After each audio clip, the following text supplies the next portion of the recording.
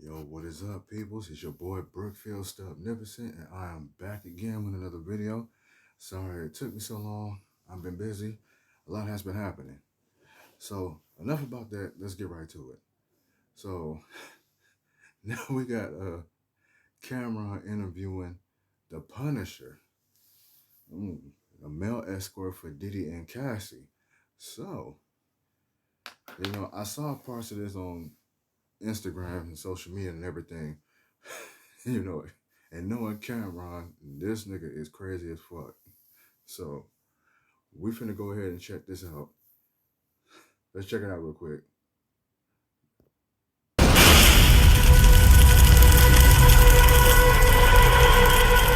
How did the first time Puff and Cassie get in contact with you? Yo, they called up like they was just doing hiring a regular party. Cassie hit me directly, said her name was Janet, and said it was her birthday. So her husband said she could hire a dancer. So I just booked it like a regular party. At the time, it was like $200. I gave her a quote, said she was going to be there with some friends. They gave me an address and the time to show up. And I'm thinking I'm showing up to do a party, just a regular little striptease for a birthday girl. But like that's a great answer. How do they find you? Like, is it ads, internet? Like, how do they even track somebody like you there? Oh yeah, so all my marketing stuff for my business is like SEO, so Google search. So if you go online in the New York City area and you put in male strippers for hire, whatever, my website's gonna come up.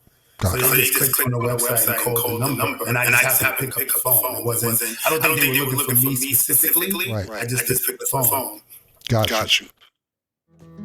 I chose Arizona State University because of the faculty. The professors are highly respected in my field. Sorry about that, y'all. Got you. Where did these? Well, let's say the first time. Where did these events usually happen at? Puff's house, Cassie's house, hotel. Like, where did these events happen at? I was all super high-end hotels. Gotcha. So I remember it was the Trump Tower, Essex House, the London Hotel, the Gramercy Hotel. It was another hotel, Central Park West. I don't remember the name, but they were all along the lines of super high-end, super sweet. One of the suites, man, in the London Hotel. It was so crazy when I got out of it. I Googled it, and the joint was like $30K a night, yo. Wow. I've never seen nothing like this in my life. And the hotel room looked like, you know that scene in the Titanic when they walk in that ballroom and the stairway where it comes down. Right. The hotel room was crazy. How often did they call you or book you? Like I said in my text, I can't remember the exact amount of times. So I estimated between 8 and 12 times, but it would be like every few months. But it would be a Friday, Saturday, Sunday. Like I would come Friday night, then they come back Saturday night, then come back Sunday, and then I might not be called for. I was saying he sounded like Mike Tyson there for a little bit. Kind of strange. 3-4 months, and then they just pop up. So at the time, I thought they lived out of town. You know, they would. She would call me from a Cali number, so I assumed they were out of state. And she basically said, "Yo, can I hit you when we're in town?" Right. It would be multiple nights in a row, but months in between. Right. And if some of these questions that I actually made seem repeated because you've been asked these same questions. So I just want, we have a different audience from with the interviews you've done, and some people may not know the trial and what's happening. So some of these questions I don't want to seem like it's redundant if you answered them 100 times this week. So I was reading that in the beginning, you didn't even know what was going on, that it was even Puff was participating. Could you explain your first time going to one of these events? Yeah, so I really believe they were a married couple. Like when I got there, I didn't recognize Cassie. Right. Like I saw her face, she looked familiar, but honestly, when I saw her, I thought she was Megan Good. Right. Like if I was gonna pin out, I think this is Megan Good, but then when I looked on Google, Megan Good was much thicker. So I just I couldn't really figure it out. So, and then when she said her husband, when Puff walks out, the family, do his voyeur thing and see what's going on. So hold on real quick. It didn't start with Puff. In the room. Nah, it never started with him in the room. Okay. It would only be me and her, and she said at some point her husband's going to walk in, and I'm not supposed to acknowledge him, look at him, act like he's not even in the room. Right. So we'll be like on the couch, let's say on one end of the room, and then like on the far end of the room, it'll be like a table with a chair, and eventually he'll come in the room and like sit in the area across the room, like watching, and we're supposed to act like he's not there. How often, pardon me, not how often, how long did it take until you realized that it was Diddy? Bro, like I want to say like over a year. Get the fuck out of here. A whole year? Why? So let me. How long? Okay, let's. I want to stick to that for a second. But how long did you know until it was Cassie? So the minute I found out it was Diddy, that's when I knew it was Cassie. So it took a year for you to find out for Cassie as well? Yeah, I didn't recognize it. So when I jumped out of it, I did try to do the Google searches. Like I wanted to try to figure out who it was. But I'm Googling a married couple. Right. So every result I'm getting is not leading to the right places because they're not married. Got you. So then, and I never found out with a visual cue. It was a hotel, ex's house, and I would get there, let's say 2 a.m, and sometimes nothing would pop off for hours. So in this case, they threw me in like an extra room suite, and just to kill time, I happened to cut on the TV, but in the TV had a welcome message. So the TV said, "Yo, ex's house would like to welcome Mr. Sean Combs." And I'm like, yo, this is crazy. Like, I had no idea. So that's how you found out that it was Cassie and Diddy by just coming on the TV and seeing the introduction on the television. Wow. I see also in the transcripts that you would say that it was just a sex scene in the beginning. Nothing, no intercourse. How long until you had actual intercourse? What was happening in the first few sessions when it wasn't any intercourse? Siggy's Spear, full of protein, less ingredients, less sugar, less sets you free. Your workflow is important to us. Please wait indefinitely. With Monday.com's intuitive work management platform. Intercourse. All right, hold on, y'all. I'm sorry, but I'll be back.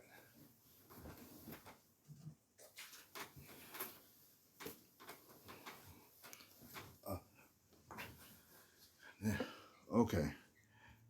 I'm sorry about that, y'all. So when I started learning how to work it a little bit more, because it's been a long time since I've edited. I haven't used this app in a long time, so I'm just getting back to the growth thing. So y'all have to bear with me for a minute. So let's get back to it. Nah, it was only the first session where it wasn't intercourse. Okay, so 10 times, one time it was only not intercourse the first time. The first time. And it was awesome, yo. But I was so bugged out. Like this wasn't my hustle, right? So I'm really in there thinking this is a married couple, and they want to do some voyeur sexy scene. So we did the like set up on the couch, just the baby all rubbed down or whatever. And then at some point, Puff jumped up. I didn't know it was him. He left the room. She left the room to talk to him, and she came back like, yo, that was perfect. We happy, good. And then she said to me, yo, do you want to finish? Meaning, I guess, do I want to bust a nut? You know what I'm saying? And my first example, I'm trying to be professional. Like, I'm like, nah, I'm good. Like, if y'all good, I'm good. This ain't about me. And I just left. But she did say, all right, well, when we get back in town, we want to hit you again. Is it okay? I'm like, yeah, I just got 2K to rub down like a super bad chick. So I'm not, of course I'm down to hit me back. But it was also to me the first time, and I actually turned it down. Trying to be on some professional. Was baby oil mandatory? Mandatory. Yeah, he got a baby oil. That's mandatory. I seen Also in the transcripts that you said it was just supposed to be like a sexy scene, meaning that Puff would tell you to move the candles a certain way, or tell her to move the candles a certain way for lighting purposes for his visual. Could you explain that? Yeah, so like when I first got into in there, she made it clear that this was the scene was setting up for her husband. Okay. So, it was like couches, all the furniture in the suite was covered in sheets. Like everything was covered in sheets. So it was like a single chair across from like a big sofa. And we were supposed to sit on there and kind of, I supposed to put all on myself, supposed to do the same. Then at some point we were rubbing on each other, doing little like masturbating. I'm masturbating, she's masturbating, but you could tell it was an act. Right. Like we're like in character, like one of them corny Cinemax movies. You know what I'm saying? Like a sex scene in those Cinemax movies. So we're trying to make it look like the part, and then he would give subtle cues because he's across the room. The room's dark, everything's candlelit, and he'll say like, "Yo, move a little bit, yo, move the candle, I can't really see," or move the body. He would never talk to me, not one word to me, only to her. And if it's instructions for me, it goes to her and she tells me. So it was like a real scripted kind of routine, and it really went like that every single time. So he was basically orchestrating a sex scene without directly talking to you, but telling her certain things. Exactly. Wow. Whoa. Okay. Seems like that's about it, man. And I see he had turned down the offer. And it seemed that Cassie was really into that, hey,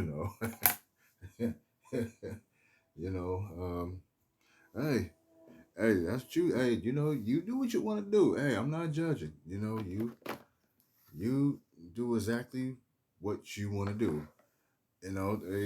People are into that type of stuff. Hey, I respect it. So this whole thing with the trial, man, hey, I know they wish this shit was over by now. And I did see part of it, which I thought they was gonna show it on here, but they didn't. But that about how was the box? Like that's what Cameron had asked him. I think I might get to that. I might. Hold on.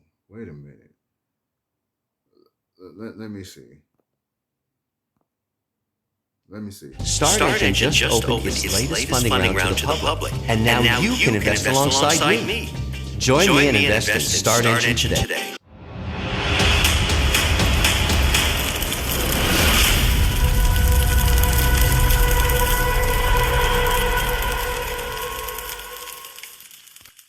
In a regular party, Cassie hit me directly, said her name was Janet, and said it was her birthday. So her husband said she could hire a dancer. So I just booked it like a regular party. At the time, it was like $200. Yeah, so my book came up in the trial because I talked about the story, the situation and graphic. I didn't name no names. The book was actually written before it. Hold up, y'all. Let me see if I can get to it.